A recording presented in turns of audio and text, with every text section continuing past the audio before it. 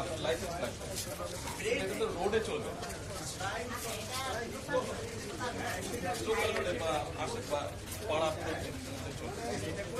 Main রোডে তো আর এটা স্যার আমাদের যারা পার্সোনালিটির যত ডিটেলস আছে বর্তমানে এগুলা কিন্তু সব রুটে আবার ঠিক উপযুক্ত না, যেহেতু আমাদের গ্রামীণ অঞ্চলে একদমই স্যার পারফেক্টলি না, ঠিক আছে? এই জন্য এটা আপনার অনেক পারফেক্ট ভাবে আমরা ব্যবহার করতে পারি। হ্যাঁ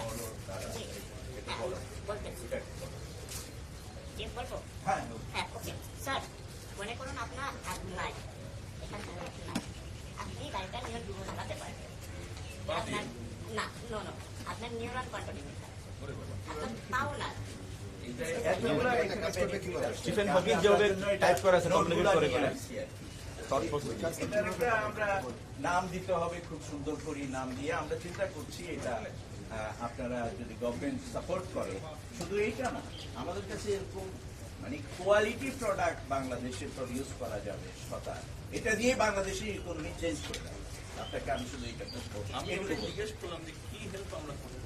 এটার জন্য যেটা করতে হবে সেটা হলো আমাদের ওখানে ধরেন আমাদের তো অবকাঠামো যথেষ্ট নেই, একটা আরেকটা হলো ক্যাপিটাল মানি লাগবে, যেমন কোনো একটা ব্যাংক এখানে একটা সাপোর্ট করতে পারে, লোন দিতে পারে, হ্যাঁ, এন্টারপ্রেনিয়র প্রমোট করার জন্য প্রতিবন্ধী মানুষদের একটা এন্টারপ্রেনিয়র হতে পারে, ক্ষুদ্র শিল্প 50 কোটি টাকা হলেই না, এখানে অনেক টাকা কিন্তু এখানে আপাতত লাগে।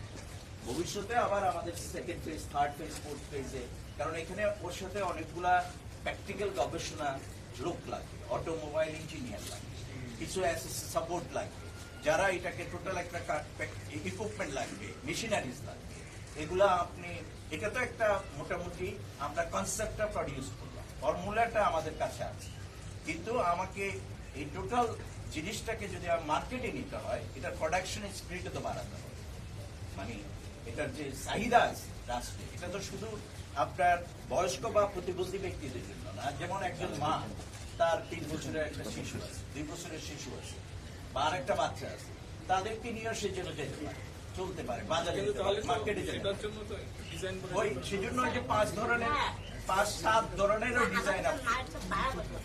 আপনি কোন যেটা দেখতেছেন এটা কাছে একটা কোয়ালিটি, ঠিক আছে, একটা রকমের এরকম করছে আমাদের শুরু হবে আর কি এই বিভিন্ন মডেলের, ঠিক আছে, টাইপসটা ডিফারেন্ট হবে।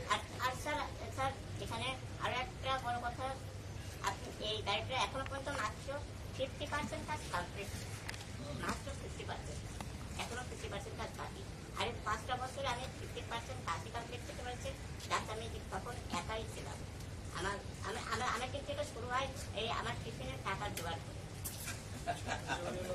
অনেক